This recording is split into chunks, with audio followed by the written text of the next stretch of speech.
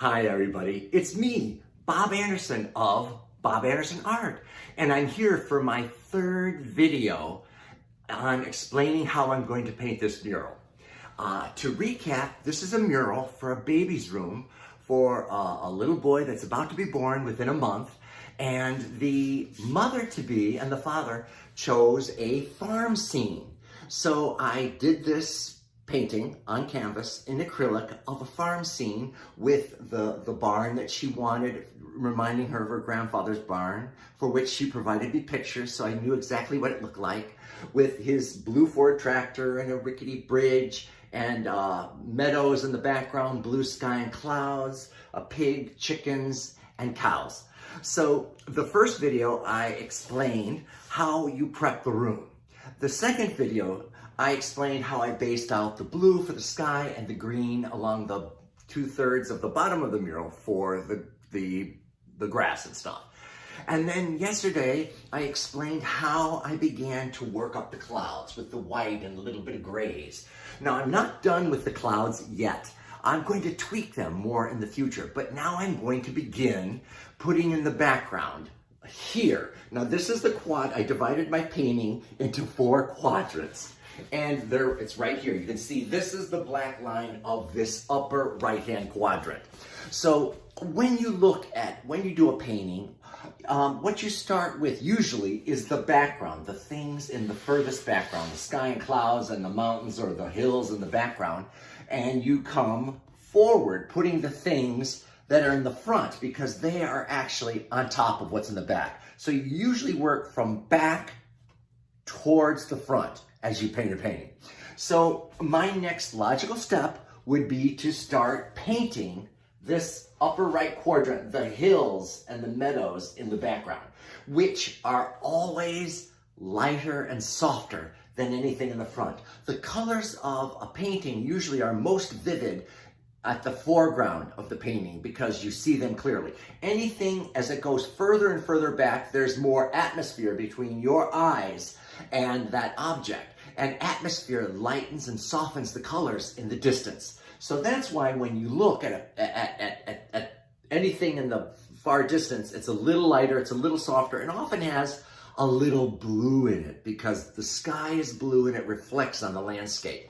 So these, see in this upper right quadrant, I'm gonna now start putting in the softer, lighter, almost a little blue in them too, the meadows here, as well as the tree line, which is soft and bluish and green in the background. I'm gonna start putting those in now, okay?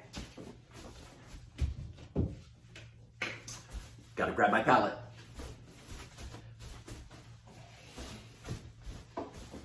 I am so sorry, unprepared. Okay, so.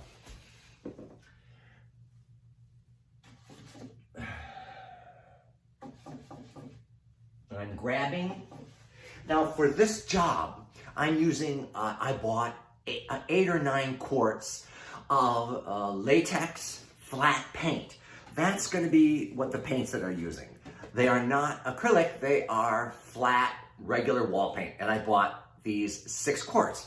In a yellow, I bought an orange, I bought a red, I bought a purple, I bought a blue, green, like a camely color, and white and black. And that is my palette. And then you mix all those colors and come up with everything that you need. So I'm dipping now into I have the quartz lined up along the baseboard here so that I'm not going to be kicking them over. I put them right at the baseboard of the mural so they're lined up against the wall so I'm less likely to trip over them or knock them over. Okay, so now I'm going to start to put in these softer, lighter, and I'm going to drop this one down a little bit, down this side. And notice that the color is softer and lighter because it's in the distance and it has more atmosphere reflecting on it. Okay? Here we go. So I'm just going to keep filling in this section and I'm going to make it undulating just like hillsides and meadows kind of undulate. So I'm dipping more color here.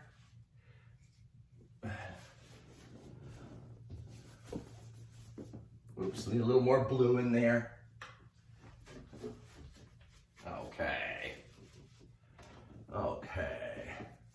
Ooh. I have little bits of paint dropping off my brush, but I have drop cloth on top of plastic below. Okay, so I'm just going to continue on here, putting this soft, in the distance, meadow and hillside here. Because this is how you develop the landscape in the distance, okay?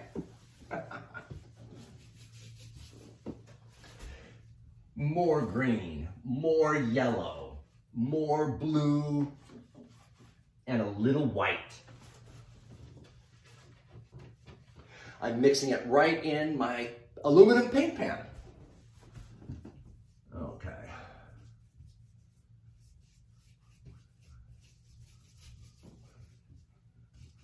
And I'm just painting, I'm brushing it on with a little brush, or maybe like a, I don't know, what would you call that?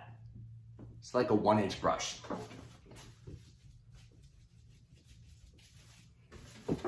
And I'm just rolling along here.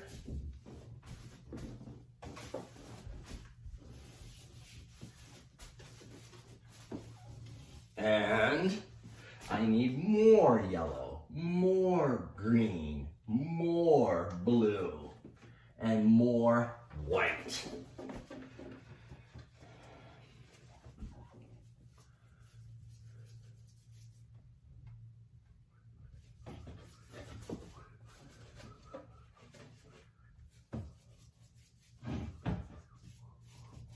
And I'm just painting it.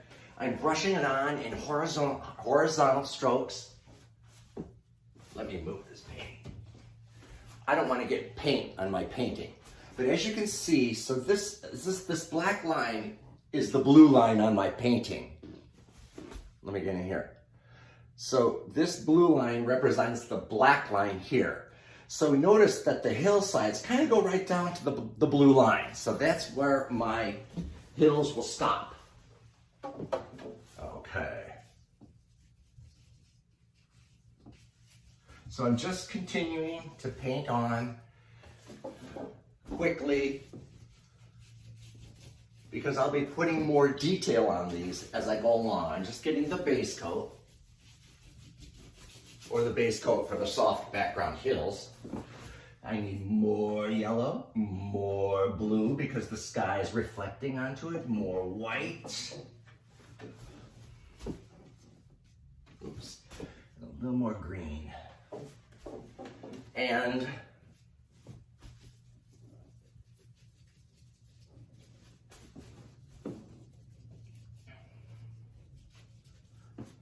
with landscapes, usually there is like a little different colors, areas of lighter and darker green.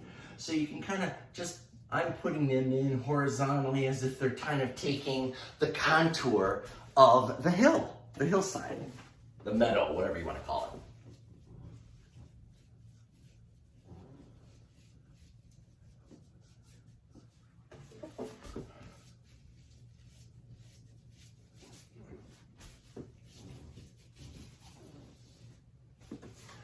Okay, so that's it for this video. I'm going to finish this section and then I'll do another video as I put more detail on that. Okay, bye.